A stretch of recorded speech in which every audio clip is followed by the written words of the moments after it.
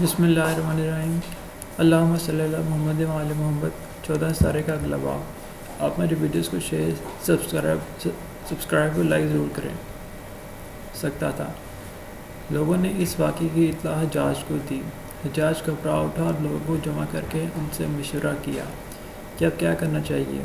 جب لوگ اس کا حل نکالنے سے قاصر رہے تو ایک شخص نے کھڑے ہو کر کہا کہ آج کل فرزند رسول امام زین العابدین علیہ السلام یہاں آئے ہوئے ہیں، بہتر ہوگا ان سے دریافت کرایا جائے۔ یہ مسئلہ ان کے علاوہ کوئی حل نہیں کر سکتا۔ چنانچہ حجاج نے آپ کو زحمت تشریف آوری دی۔ آپ نے فرمایا کہ اے حجاج، تو نے خانہ کعبہ کو اپنی میراث سمجھ لیا ہے۔ تو نے تو بنائے ابراہیم علیہ السلام کو اکھڑوا کر راستے میں ڈلوا دیا ہے، سو تجھے خدا اس وقت تک کعبے کی تعمیر میں کامیاب نہ ہونے دے گا جب تک تو کعبے کا لوٹا ہوا سامان واپس نہ منگوائے گا۔ یہ سن کر اس نے اعلان کیا کہ کعبے سے متعلق جو شے بھی کسی کے پاس ہے وہ جلد سے جلد واپس کرے۔ چنانچہ لوگوں نے پتھر مٹی وغیرہ جمع کر دی۔ جب سب کچھ جمع ہو گیا تو آپ اس عزدے کے قریب گئے اور وہ ہٹ کر ایک طرف ہو گیا۔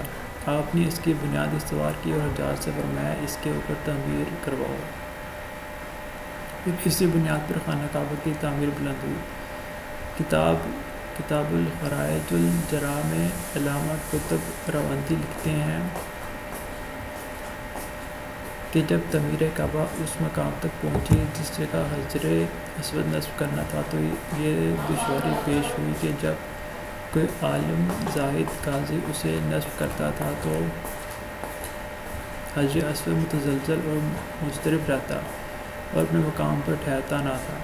بالآخر امام زین العابدین علیہ السلام بلائے گئے اور آپ نے بسم اللہ کہہ کر اسے نصب کر دیا۔ یہ دیکھ کر لوگوں نے اللہ اکبر کا نعرہ لگایا۔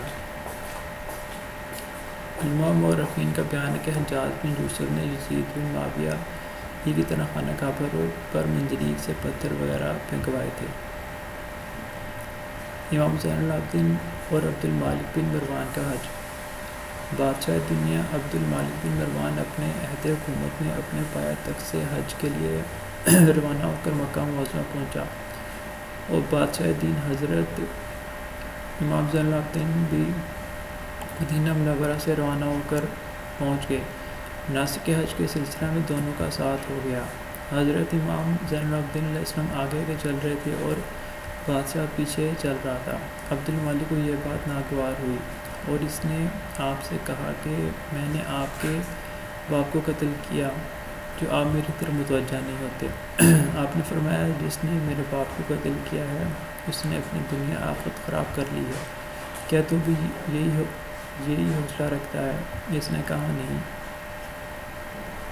میرا مطلب یہ ہے کہ آپ میرے پاس آئیں تاکہ میں آپ سے کچھ مالی سلوک کروں۔ آپ نے ارشاد فرمایا مجھے تیرے مال دنیا کی ضرورت نہیں ہے، مجھے دینے والا خدا ہے۔ یہ کہہ کر آپ نے اسی جگہ زمین پر روئے